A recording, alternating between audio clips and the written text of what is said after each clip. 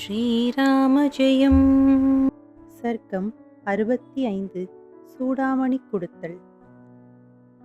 ஹனுமான் தங்களிடம் சொன்னதை தாங்களே நற்செய்தி சொல்ல வேண்டும் என்ற உந்துதலால் ஆளுக்கொன்றாக ராமபிரானிடம் கூறினர். ராமச்சந்திரமூர்த்தி அதை புரிந்து கொண்டு புன்னகையுடன் சீதையின் நிலையை கேட்டறிந்து கொண்டார். பிறகு, வானர சிரேஷ்டர்களே, சீதை என்னை பற்றி என்ன அபிப்பிராயம் வைத்திருக்கிறாள்? அவள் என்னென்ன விதமாய் கேள்வி கேட்டாள் என்று ராமர் வினவவும், ஹனுமானுக்குத்தான் அது தெரியும் என்று ஒதுங்கிக் கொண்டனர்.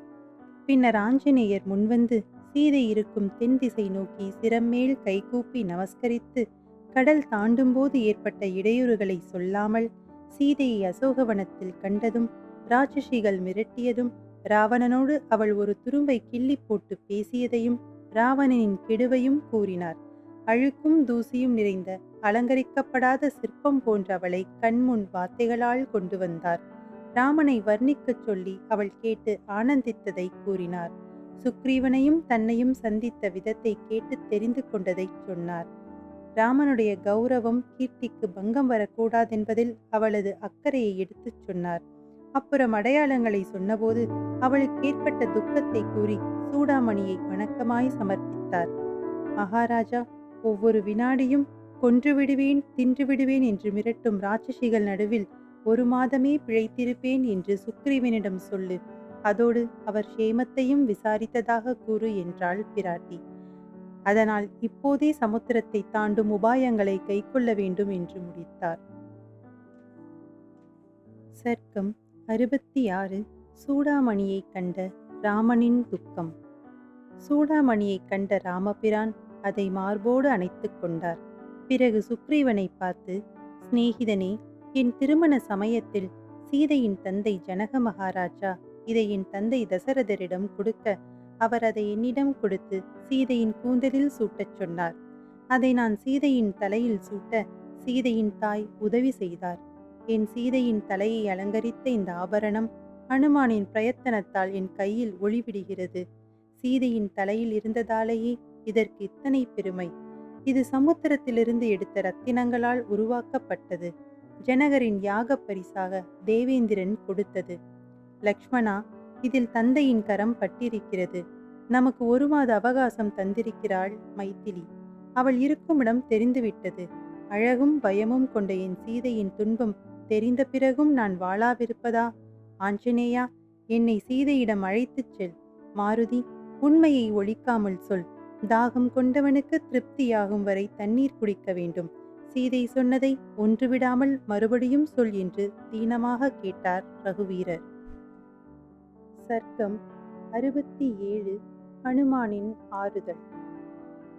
ரகுநந்தனா, காகாசுரனுடைய உபத்திரவத்திலிருந்து காத்தவர் ராவண ஹிம்சையிலிருந்து எப்போது மீட்க வரப்போகிறார் என்று காத்து கொண்டிருக்கிறேன் என்று சொல்லச் சொன்னார்கள். தர்பையில் பிரம்மாஸ்திரத்தை பிரயோகித்து எரிந்தவர் என் கர்த்தா. நாக கந்தர்வ அசுர மருத்தர்களும் அஸ்திர வித்தையில் அவருக்கு நிகராவரோ? லக்ஷ்மணரின் ரோஷம் எங்கே போயிற்று? அவர்கள் என்னை பிரிந்ததை பொருட்படுத்தாததால் நான் பாவி என்று தெரிகிறது என்று துக்கத்துடன் கண்ணீர் சொரிந்தார்கள்.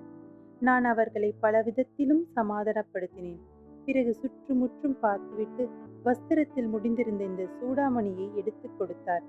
நான் புறப்பட உத்தரவு கேட்டதும் குரல் தழுதழுக்க, நீ இருப்பது தைரியமாக இருக்கிறது. ஆனால் நீ போய் செய்தி சொன்னால் அல்லவா என் கர்த்தாவும் மைத்துனரும் வர முடியும் என்று இருமனதாய் விடை கொடுத்தார். அந்த புண்ணியவதியை சீக்கிரமாய் துக்க சமுத்திரத்திலிருந்து கரையேற்ற வேண்டும் என்றார் ஆஞ்சநேயர். ஆஞ்சநேயா, உன் பேச்சு அமிர்தத்தாரையாய் செவி வழியாக உடலெங்கும் வியாபித்திருக்கிறது. மயிர் கூச்செறிவதை பார், இன்னும் நுணுக்கமாக சொல்லு என்றார் ராமர்.